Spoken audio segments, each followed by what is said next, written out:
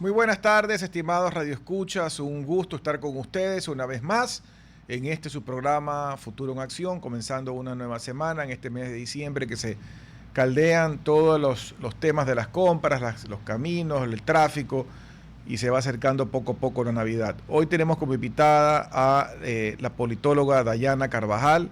Ella es de la Universidad Central de Venezuela, especialista en la gestión local por la Universidad Andina Simón Bolívar. Ella es asesora para temas de gobernabilidad y gestión pública, y ella es parte de Vente Venezuela, una organización, y ya nos explicará ella misma de qué se trata. Y quería primero darle un saludo y un agradecimiento por estar con nosotros.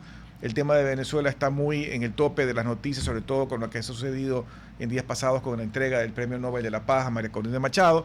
Pero quería comenzar preguntándole, para la gente que no conoce, qué es esta organización Vente Venezuela y a qué se dedica. Hola, buenos días, buenas tardes. Encantada de estar en este espacio, en este programa. Un cálido saludo a la audiencia. Giovanni, Vente Venezuela es el partido político de María Corina Machado. Nosotros tenemos desde el año 2016 eh, comenzando acciones en Venezuela. En ese año formalizamos nuestros estatutos. No hemos podido inscribirnos en Venezuela porque, como conocerás, el régimen de Maduro y el régimen de Hugo Chávez Frías nos declaró la guerra a todos los venezolanos, pero hemos tenido un trabajo sostenido, un trabajo político sostenido de la mano del liderazgo de María Corina Machado. Y pues quiero decirte también con mucho orgullo que nuestro partido tiene representación en 25 países a nivel global, en donde está nuestra diáspora. Nosotros somos parte de esa diáspora y pues en el Ecuador tenemos nuestro accionar también. Hablando de la diáspora, ¿cuántas personas en estos últimos 10 años han salido de Venezuela?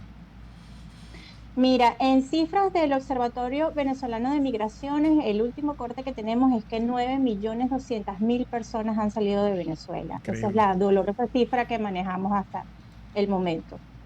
Ya, y yo leía un extracto que me enviaron sobre Vente Venezuela, y justamente mencionaba que era un partido liberal que busca construir una sociedad civil robusta que justamente migre o cambie de pasar de un Estado distribuidor de privilegios, generador de dependencias o esclavitud, a una Venezuela de autonomía y producción en todos los ámbitos que haga posible el libre desarrollo de cada ciudadano. Y allí yo te hago una pregunta, porque lamentablemente en América Latina y creciendo esto en el mundo, nos ha invadido la demagogia, el populismo y todo esto de que todos son regalos, todos son privilegios, todos son entregas, todos son ayudas. Y no digo que esté mal que puntualmente en ciertos momentos, digamos, pueden darse subsidios, es necesario dar ayuda, especialmente para poder facilitar, digamos, que las personas puedan acceder a temas puntuales. Pero se ha creado todo un tema a nivel mundial de que se compran votos. Es decir, yo soy un candidato o yo soy un presidente en funciones, y lo que yo hago es mantener todo este esquema que, como ustedes bien lo relatan, genera una especie de esquema de esclavitud. ¿Cómo migrar de lo uno a lo otro? Bueno, no es una migración fácil en estos países en donde, como bien señalas, ha sido una práctica sostenida el populismo, ¿no? Es una migración que se construye a raíz de valores fundamentales que guían nuestro accionar. Por lo menos en el caso venezolano tenemos que entender que la política sistemática que nos vendieron a los venezolanos por parte de los actores políticos de ese momento, en este caso de los 25 años del chavismo, es pues que lo público era un espacio negativo, ¿no? Era un espacio del cual nosotros nos habíamos olvidado, en donde nosotros nos distanciamos, y dejar lo público de lado creo que fue una de las cosas más dramáticas para los venezolanos, porque lo público y el Estado es una responsabilidad. Cuando tú estás en un país, tú tienes deberes, tú tienes responsabilidades y tú tienes que enfocar tu accionar hacia el bienestar de tus ciudadanos, hacia la libertad de tus ciudadanos, la libertad económica de tus ciudadanos, y no generar esclavitud. Más bien tienes que generar oportunidades de que la gente pueda superarse, que la gente pueda disfrutar tajantemente de sus derechos y que sean tangibles, que sean reales. No basta con una sola declaración, sino basta con que en la cotidianidad los derechos que nosotros tenemos puedan ser materializados. ¿Cómo desmontar esta estrategia perversa que no solamente ha sido para Venezuela, sino para todos los países de la región? Mira, en primer lugar, conciencia, conciencia de lo vulnerable que pueden ser las instituciones democráticas a este tipo de ataques y sobre todo tener estrategias para frenar este tipo de avances. Pero mira que una de las cosas que yo no acabo de entender es que viendo la evidencia tangible, real, del empobrecimiento que ha sufrido Venezuela, habiendo sido un país riquísimo, riquísimo obviamente en recursos naturales, riquísimo en minerales, riquísimo en petróleo, en gas, en aluminio, etcétera, pero era un país que inclusive era receptor de migración porque con todos los errores y aciertos que pudo haber habido y con la corrupción que sí existía como en buena parte de América Latina, era un país rico y repito, y más bien receptor de migración, inclusive de ecuatorianos, a convertirse en lo que es ahora. Y la pregunta que yo me hago es, ¿cómo puede haber gente latinoamericana, inclusive en el mismo Ecuador, que todavía se come el cuento de que esos modelos pueden servir para algo? Bueno, porque, a ver, el cuento que se vende, ¿verdad? Es que lamentablemente, a raíz de las necesidades de la gente, la acción inmediata son las dádivas. Entonces la gente sigue confundiendo que esto puede ser eficiencia con gestión de Estado. Son dos cosas totalmente distintas. Entonces, a ver, las estrategias que ha tenido este socialismo del siglo XXI para desmantelar el Estado, en el caso de Venezuela han sido muy claras. Hemos observado ataques directos e ir poco a poco desmantelando los poderes del Estado. En el caso venezolano, empezaron con la Asamblea Nacional de Venezuela. Fue un hecho público y notorio haber construido hasta una asamblea paralela. La asamblea legítima del 2015 está en el exilio, entonces ese es un primer ataque. Luego tenemos un ataque directo al Tribunal Supremo de Justicia, al Poder Judicial, en donde no solamente que se corrompe, sino que también se secuestra el Poder Judicial en el sentido de que como no se podía, digamos, en un momento aprobar todo de una forma dramática por la Asamblea Nacional, que paulatinamente al cambiar al chavismo se hizo, empezó el Tribunal Supremo de Justicia a legislar por decretos leyes, a aprobar decretos leyes. Ellos empezaron a suplantar esta función de la Asamblea Nacional y a debilitar totalmente el poder y la credibilidad del Estado. No contento con eso, tenemos un fiscal general de nuestro país que, bueno, si tú ves las declaraciones de él, del señor Tarek William Saab, él confiesa, porque ya en este punto es una confesión, o sea, su complicidad con el tema de Maduro, de sostener a Maduro y de apoyar a Maduro, haciéndose el loco con los crímenes de lesa humanidad que nosotros tenemos tan graves en Venezuela y que están documentados en este momento por la Comisión de Determinación de los Hechos de la ONU. Entonces, en ese momento se conjugan dos poderes que ya estás desmantelando, se suma el otro poder, que es el poder electoral. Tenemos un CNE que, bueno, pues está completamente captado por los intereses del régimen.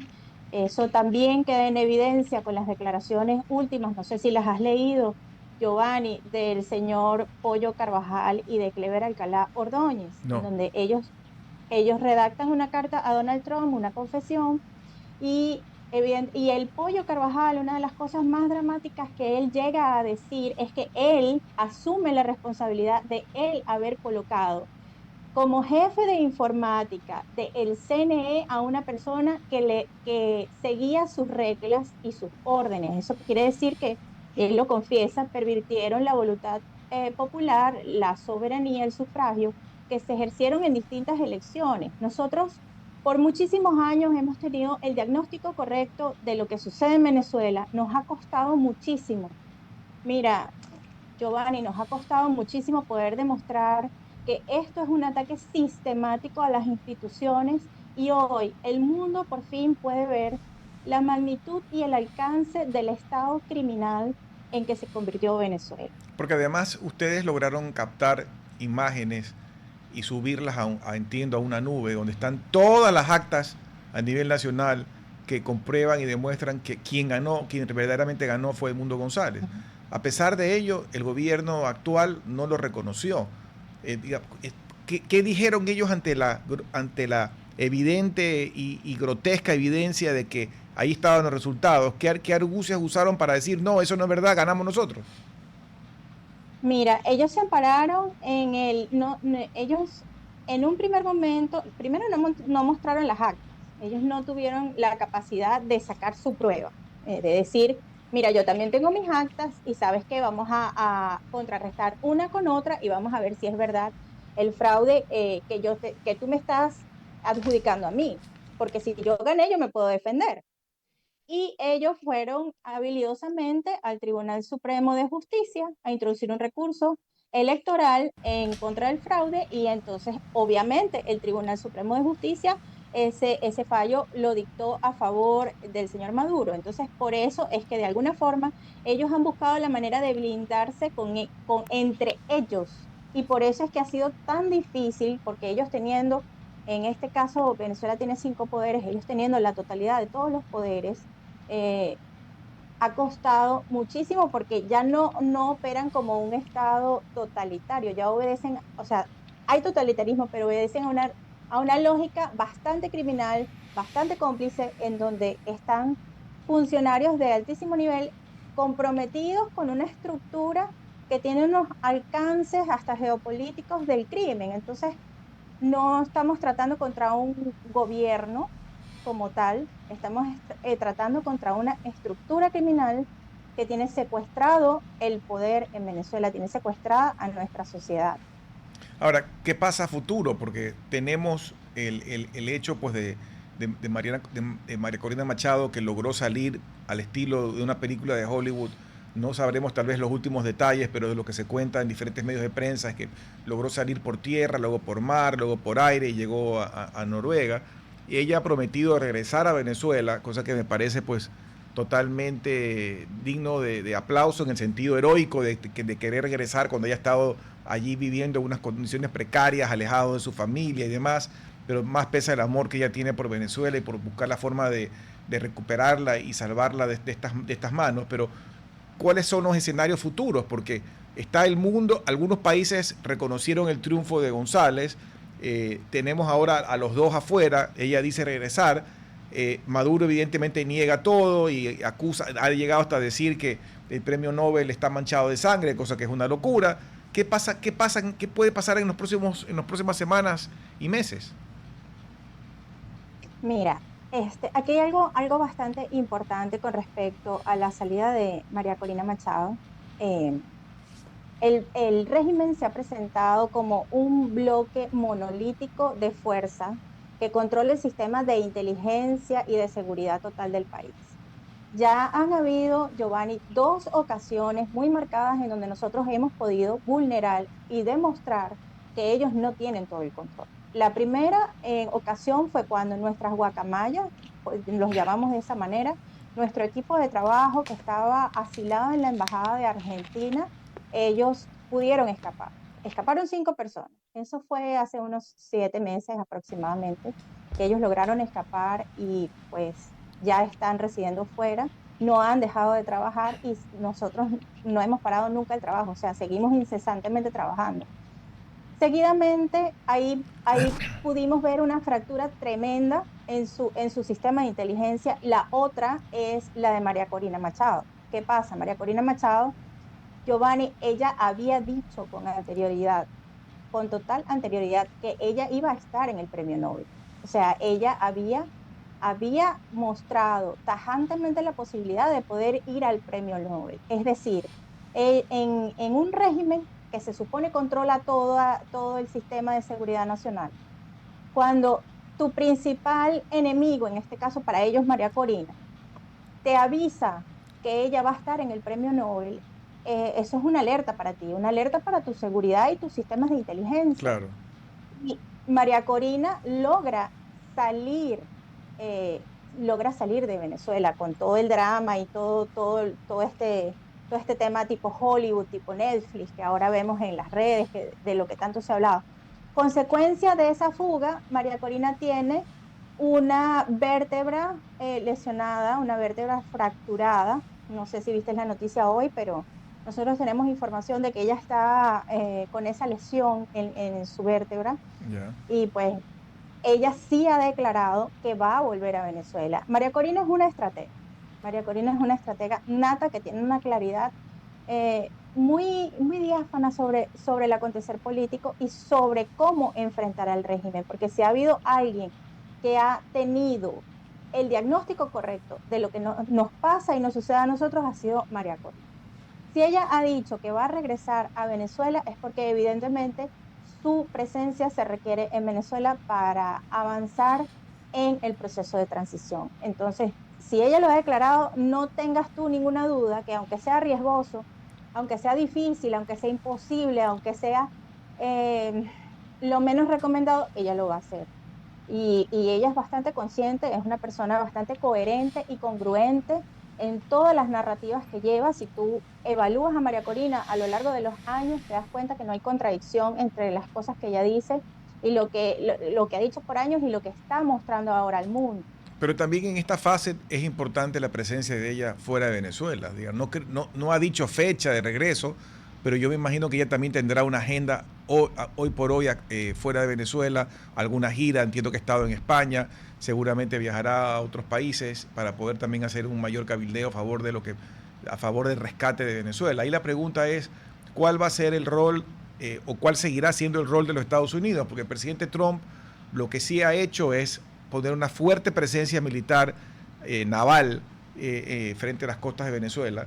Me imagino que eso le dará preocupación al presidente Maduro, teniendo pues todo este armamento a la vuelta de la esquina de su país, pero no sabemos, digamos, cuáles son los siguientes pasos. Hay mucha presión, no hemos visto todavía una reacción más allá de las cosas que está acostumbrado siempre a decir Maduro, que la mitad pues de eso o más no se creen, pero ¿cuáles creen ustedes que serán los siguientes pasos también del régimen actual, de Maduro? Maduro está dispuesto a negociar, entiendo que hubo una conversación telefónica entre el presidente Trump y Maduro, que no se sabe pues qué exactamente han dicho o han quedado. ¿Cuáles creen ustedes que serán los siguientes pasos del lado del régimen? Bueno, nosotros hemos sido bastante enfáticos en que todavía tiene que haber más presión y todavía tiene que haber más acciones en contra del régimen de Nicolás Maduro.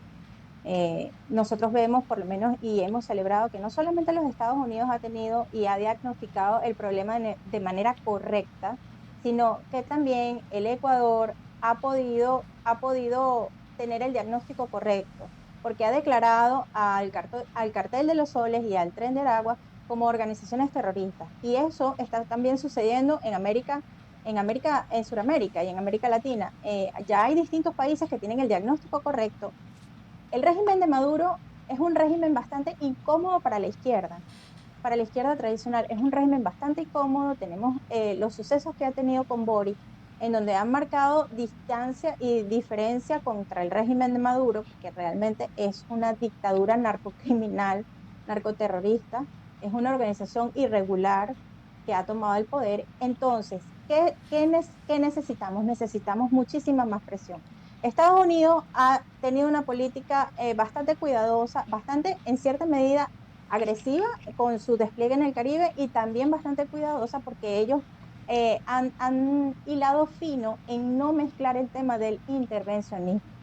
Ellos están conscientes de que el problema de Venezuela trasciende y han podido, yo creo que a raíz de las declaraciones del Pollo Carvajal y de Clever Alcalá, ellos es como que le quitaron el velo a una situación que ellos no estaban dimensionando totalmente y pudieron ver la magnitud y los alcances del régimen. Entonces ellos cuando ven amenazado su seguridad nacional y ven amenazada la seguridad hemisférica, la seguridad de las Américas, entonces ellos están tomando las acciones que están tomando.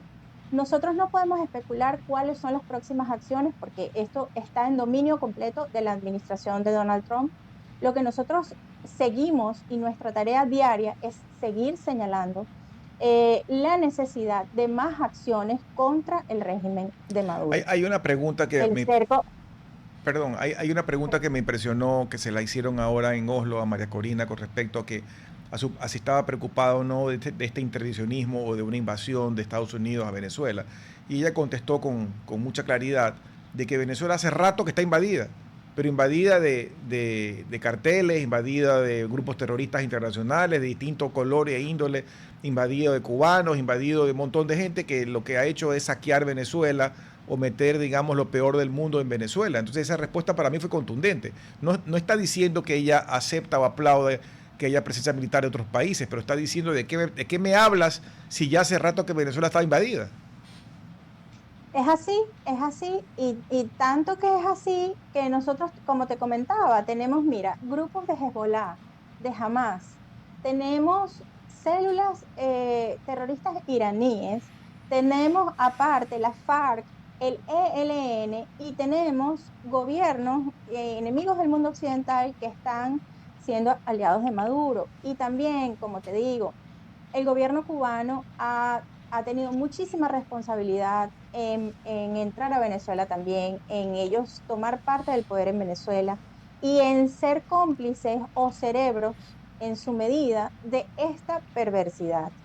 Porque una de las cosas que también ha quedado en evidencia es que es un plan deliberado tanto del gobierno de Cuba como en su momento fue de Chávez, que fue su principal aliado, para producir ataques bien orquestados a Estados Unidos y así ellos penetrar. Inclusive llega al extremo el Pollo Carvajal de confesar, porque fue una confesión, de que la inteligencia venezolana y los agentes del régimen pueden estar infiltrados dentro de la política americana, dentro de la CIA, dentro de la política americana. Entonces ahí tú ves, Giovanni, realmente lo grave del asunto. Sí, lo grave del asunto. Y también, no solamente que ellos han podido exportar toda esta tragedia, sino han sido muy eficientes, porque si te pones a ver también, ellos han podido consolidar esta locura del Tren de Aragua, que se planificó fríamente, o sea, no es algo que hay, pues que es una fábula o algo así, como comúnmente en alguna gente quiere desvirtuar el tema del Tren de Aragua. No, el Tren de Aragua existe. No, y además está metido en nuestros países. Muchos de los carteles que están generando el caos y la violencia en Ecuador, por ejemplo, tienen que ver con Venezuela. Es así, y tanto que es una política de ellos asumida. Ellos necesitaban poder exportar este tipo de delincuencia y dar la sensación de que en Venezuela es un país totalmente en paz, que no hay delincuencia, que no hay este tipo de problemas, pues qué desastre que sus países los tienen, nosotros no. Y pues han sido bastante eficientes desde el gobierno de esta empresa del mal, de este grupo criminal, en poder ejecutar sus políticas. Y pues creo que toda la región ha sufrido las consecuencias. Una pregunta más antes de irnos al corte, porque hay un evento reciente importante con respecto a la intercepción de un carguero muy grande de petróleo que iba de Venezuela a Cuba. Y entiendo que ha sido desviado hacia Estados Unidos. ¿Qué implicación dentro de este juego geopolítico y en esa vinculación Cuba-Venezuela tiene ese embargo de ese barco? Bueno, este es un carguero que tenía una falsa bandera de Guyana. Es un tanquero iraní realmente, que iba a llevar el petróleo venezolano, que es gratis, déjame decirte, para Cuba, es regalado a Cuba, y de allí ellos iban a poder venderlo en el mercado negro. En esta situación tenemos que estar implicados nuevamente, por eso vimos la semana pasada que están las nuevas sanciones en contra de los sobrinos de Cilia Flores y del señor Eric Malpica, que también está relacionado directamente con la señora Cilia Flores. Ellos tienen también ahora sanciones, y fíjate que no es una producción que va a la gestión, a las arcas de la gestión pública, sino que van directamente a mantener la estructura criminal del régimen de Venezuela. Bueno, vamos a un corte breve y regresamos en unos minutos para seguir con este interesante diálogo. RTP 965, a la conquista del mundo digital. Presenta sus nuevas instalaciones y tecnología de vanguardia. Renovamos nuestro compromiso de seguir brindando contenido útil y de la más alta calidad. Programas de opinión con referentes de la comunicación. Noticias para contar todo lo que está pasando en todo momento. Una variedad de segmentos con lo que necesitas saber. Y asociaciones internacionales estratégicas. Todo para mantener a nuestra audiencia y seguidores siempre bien informados. Siempre en RTP. Buena compañía. Gracias por regresar con nosotros a su programa Futuro en Acción. Para las personas que recién se enganchan, estamos conversando con Dayana Carvajal de la organización 20 Venezuela y hemos hablado sobre esta situación crítica en la que hoy en día esperamos pueda ser recuperada la democracia y la paz en Venezuela. Y hablando de futuro, conversamos en la primera parte del programa, pero elaborando un poco más en esto, yo quisiera insistir sobre los siguientes pasos, porque hay una gran expectativa que se ha despertado aún más producto de estos episodios con respecto al premio Nobel y la llegada a Oslo de María Corina Machado.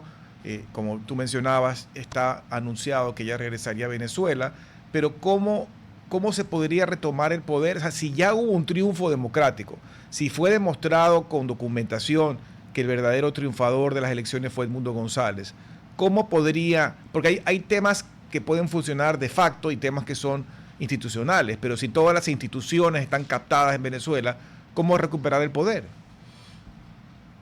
Bueno, Giovanni, nosotros tenemos un plan para las primeras 100 horas de gobierno y tenemos un plan para los primeros 100 días de gobierno. Quiero decirte que nosotros en este momento no somos los líderes opositores, somos los representantes del gobierno legítimo de Venezuela. Creo que eso debe de quedar claro también para esta etapa que viene. En ese plan, nosotros no tenemos contemplados diversos escenarios y diversas acciones puntuales. Hemos trabajado durísimo y no estamos improvisando sobre este tema y sobre las cosas que pueden estar sucediendo, ¿no? María Corina ha sido muy enfática en dejar claro que nuestros equipos realmente están preparados para asumir este reto de gobernabilidad en Venezuela en el momento que suceda la transición. Yo te hago una pregunta práctica con respecto a lo que acabas de mencionar, porque en el mapa, digamos, de los países actualmente, ¿qué porcentaje o cuántos países reconocen y reconocieron el triunfo de Edmundo González? Mira, nosotros tenemos que dentro del mundo libre hay gran parte de países en Sudamérica que nosotros tenemos reconocimiento. Obviamente nuestros aliados más firmes en este caso han reconocido nuestro triunfo. Los pudimos ver en la entrega del Premio Nobel de la Paz. Estuvieron con nosotros, estuvo el presidente Daniel Noboa, estuvo el presidente de Paraguay, Santiago Peña, estuvo el presidente de Argentina, Javier Milei, y también estuvo el presidente de Panamá, el presidente Raúl Molino, ¿no? Dentro de las Américas y fuera de los focos de la izquierda, que tú ya bien conoces, hay bastante consenso en cuanto a el triunfo y la legitimidad de Edmundo González y de lo que nosotros hemos logrado. En Europa también nosotros tenemos gobiernos que nos están apoyando y también tenemos algo que es muy importante, Giovanni. Con este Premio Nobel de la Paz, el mundo pudo ver de primera mano cómo se nos ha secuestrado y la realidad de la situación venezolana. Hay una condena moral que realmente pesa sobre el mundo libre. ¿Por qué pesa tanto? Porque las instituciones, los gobiernos y los organismos internacionales que han mirado al otro lado, cuando nosotros hemos denunciado reiteradamente nuestra situación, se han hecho los locos. En este punto, el mundo no puede voltear a otro lado. El mundo tiene que poner los ojos en la situación venezolana y lograr y acompañarnos hacia la transición, porque en este momento el costo de que Maduro se mantenga en el poder es cada día más elevado para todos los países de la región, porque como bien dije al comienzo, empezamos con la cifra de la migración venezolana, tenemos 9.200.000 personas afuera y nosotros tenemos que poder solucionar este problema para que nuestra gente pueda tener un país seguro en donde residir y pueda tener un país de oportunidades y nosotros avanzar hacia lo que queremos construir. Cuando tú hablabas del caso de esta simbiosis entre Cuba y Venezuela, uno de los mitos y leyendas que se oyen en la calle hablar es que el mismo régimen cubano haría hasta lo imposible por evitar que Maduro llegue a un acuerdo o decida voluntariamente entregar el poder, porque evidentemente para ver Cuba es de vida o muerte. ¿Eso es mito o realidad? Bueno, te lo explico de esta manera. Cuando tú tienes cómplices y a ti te van a agarrar, creo que es bastante perjudicial que te agarren y tú confesar y empezar a incriminar a los demás y saber quiénes son tus cómplices y cómo operan tus cómplices y porque ellos van a tener consecuencias, evidentemente. Entonces, que Maduro tiene presión para no dejar el gobierno, sí, es cierto, porque es evidente que si tú tienes a todos estos actores que ya hemos nombrado, no solamente el gobierno cubano, sino a la cantidad de actores irregulares que hay, perdón, imagínate lo difícil que es para ellos poder aceptar que Maduro se vaya. Y esa es parte de la presión que él tiene a lo interno. Entonces, basándonos en estos hechos, para Maduro el juego se le tranca, porque por un lado tiene a su gente que lo está presionando y por el otro lado tiene al mundo libre que también lo está presionando. Va a haber un desenlace, de eso no tengas duda. Para Maduro y ellos, y Cabello y compañía, ellos saben que tienen un montón de temas por los cuales tendrán que responder ante la justicia nacional e internacional. Entonces, esa decisión de ellos debería estar atada a algún tipo de acuerdo con alguien, porque así nomás solitos no se van a entregar. Claro, pero el acuerdo digamos, el acuerdo que siempre se ha planteado, ellos han tenido oportunidades, porque fíjate tú que ahora el triunfo de Kast en Chile nos muestra que de la izquierda se puede ir a la derecha sin ningún trauma. Se puede aceptar el triunfo de una persona de derecha y de la izquierda se puede ir a la derecha sin ningún trauma, sin estar aferrado al poder. En este sentido, digamos, la cúpula esta que tenemos encima, pues ellos están totalmente debilitados en sus narrativas, porque ¿cómo se pueden mantener? Ellos no tienen en este momento, sino lo que tienen que negociar es su salida, cómo van a irse. Nosotros el 28 de julio les dijimos claramente, de manera pacífica, con todas las pruebas en mano, ¿saben qué? Nosotros ganamos las elecciones, por favor, señores, pueden recoger sus cosas e irse de Venezuela. Es hora y momento de que nosotros asumamos el destino que queremos, porque habló mayoritariamente la población. Correcto. Y ahora hay una unificación total en la sociedad venezolana, en nuestro país, que más del 90% quiere el cambio, más del 90% está a favor de Edmundo González, porque, a ver, Venezuela tiene una realidad, nosotros estamos aquí conversando, pero Venezuela tiene una realidad en su cotidianidad, que la inflación avanza, de que existe una gran tensión en la población por cuanto los sucesos que se esperan, y también hay mucha incertidumbre, y paulatinamente también está caminando este escenario político. Entonces, va a llegar un momento en que todo va a confluir, en que todo va a suceder, y pues nosotros sí esperamos un desenlace para el fin de Maduro. Nosotros esperamos que... Uno de los retos como el que hemos vivido en el Ecuador es que cuando han estado tantos años gobernando estos grupos, como el caso de Correa aquí, que fueron mucho menos años que el caso de Maduro y Chávez, de todos modos quedan sembrados en los ministerios y demás muchísimas personas que son totalmente contaminados de una forma de pensar, y a veces no ni siquiera por creer en algo o por una ideología, sino por la conveniencia de haber sido parte de esa especie de clan. Y aquí se lo ha vivido que para los presidentes que vivieron después de Correa, han tenido que luchar con muchos funcionarios públicos que están enquistados en ministerios y departamentos y subsecretarías y demás. En el caso de Venezuela será aún peor porque tienen más años gobernando y mucha gente que, quiéralo o no, ellos han vivido del régimen. Entonces, esa labor de poder gobernar con esa cantidad de personas metidas en todos los departamentos y en ministerios y demás, debe ser una tarea complicada. Es una tarea complicada, pero es una tarea para la cual estamos preparados. Es complicado porque es lo que está señalando, pero también esa gente que está allí forma parte del 90% del que yo te estoy señalando. Entonces, nosotros tenemos un plan para garantizar la gobernabilidad del país en el momento en que sucedan los hechos. Como te digo, no estamos improvisando. Esto nos ha costado mucho madurar estas ideas, nos ha costado como dirigencia madurar hasta reconocer nuestros propios errores. Nos ha costado mucho encontrar el diagnóstico que es y que sea reconocido el diagnóstico que nos ha hecho tanto daño a los venezolanos y también a la región. Nos ha costado mucho. Y créeme que estamos bastante cerca de dar ese paso, de dar esa transición definitiva a la democracia. Como dice María Corina, la transición es irreversible, la transición ya comenzó desde hace muchísimo tiempo.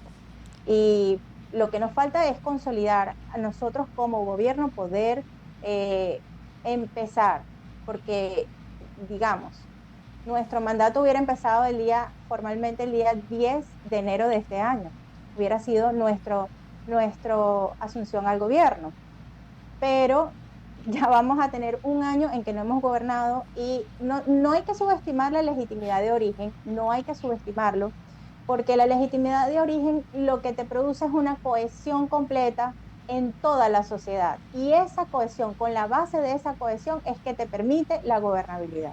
Bueno, y uno de los retos es tomar un país destruido por todos lados, porque por ejemplo, el principal rubro de Venezuela en la economía, como también ha sido en el caso de Ecuador, es el petróleo, pero entiendo que aún el sistema petrolero venezolano, que en una época inclusive tenía técnicos de categoría mundial, técnicos que eran exportados, por decirlo así, como funcionarios a otras compañías petroleras mundiales, entiendo que mucho de eso se ha destruido y que inclusive la producción venezolana ha ido cayendo. Es así, pero es así lo que tú señalas, más nosotros, como te dije, en nuestro proyecto Venezuela Tierra de Gracia tenemos también contemplado las acciones rápidas y precisas para abarcar cada área de nuestro país. Eh, Hay algo que a mí me emociona mucho pensar y es la reconstrucción de Venezuela. Yo Claro. sé, estamos nosotros con todo el ánimo de poder reconstruir nuestro país de manera rápida y tenemos todas las capacidades para hacerlo en tiempo récord, porque realmente que esto es un deber hasta moral de cada venezolano volver a reconstruir a su país. Es un deber moral que tenemos nosotros como ciudadanos. Si nos quedaron las ruinas, no importa, que nos dejen las ruinas, pero nosotros vamos a reconstruir Venezuela. Porque en estos años donde primaron las expropiaciones y toda una serie de cosas desde la época de Chávez hasta ahora, yo me imagino que hay mucho negocio y sobre todo mucha industria que cerró.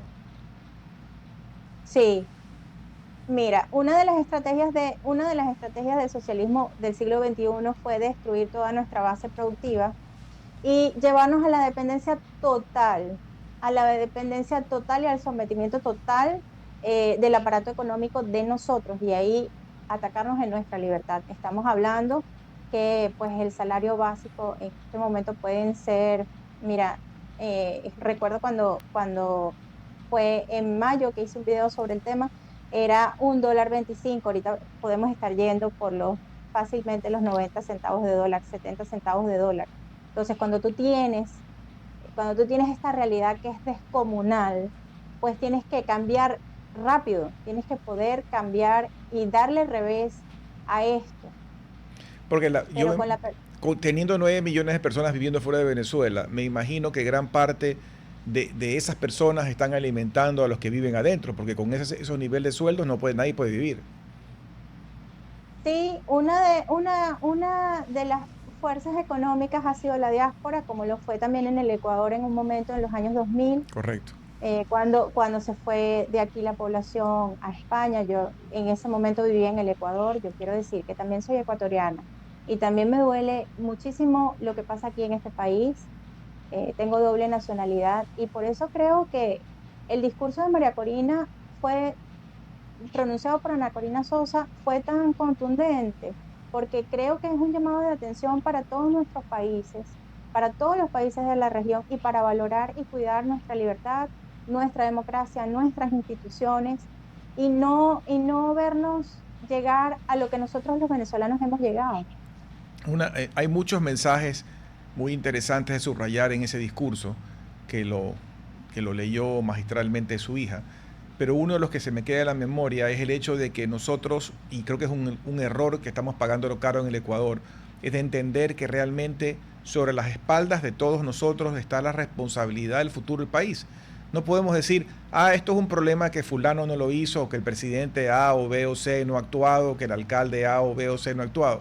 Yo creo que ya no estamos para eso. Ya ahora es un tema donde o todos nos unimos y todos arrimamos el hombro para ver cómo sacamos el Ecuador adelante, y en el caso de ustedes será sacar Venezuela adelante, o si no, de esto no salimos. Ustedes tienen una crisis muy importante y nosotros lo propio con el tema de la seguridad.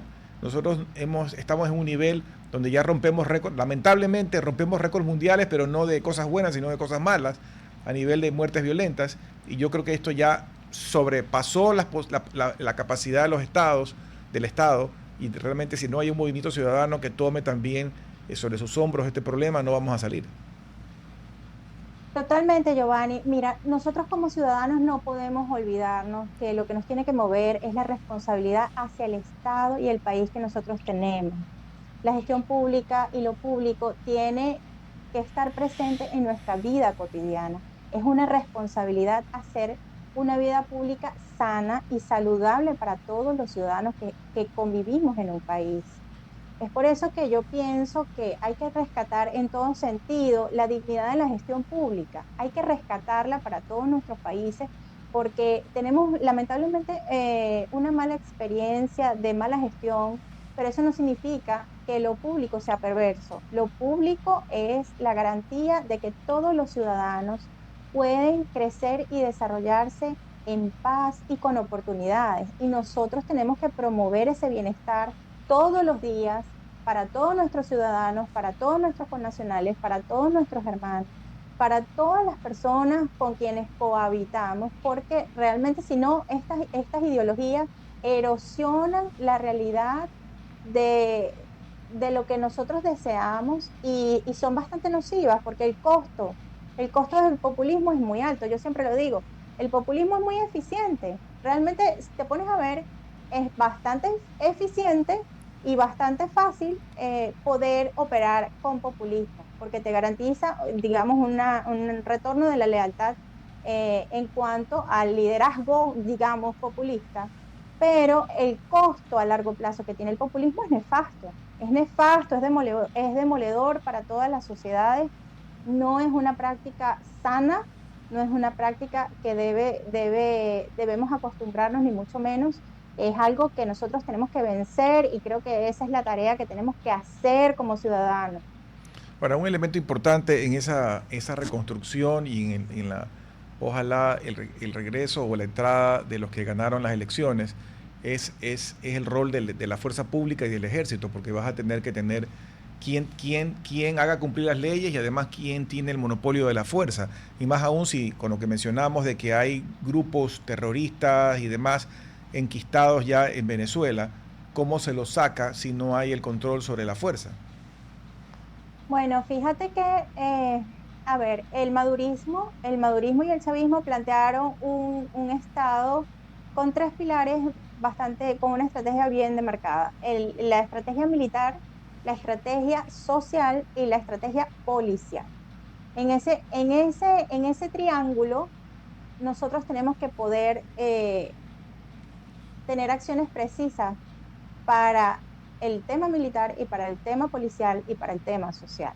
Entonces, esas son estrategias que nosotros también tenemos marcadas, porque como te digo, lo más importante para nosotros es poder tener un escenario favorable a que sigan sucediendo la transición. No es fácil, para nada que es fácil, como tú bien lo dices, desmontar una estructura de este tamaño, ¿no? Entonces, bueno, por algo hay que empezar, por algo Exacto. nosotros tenemos este camino bastante avanzado y por algo tenemos tan estructurado el plan que nosotros tenemos.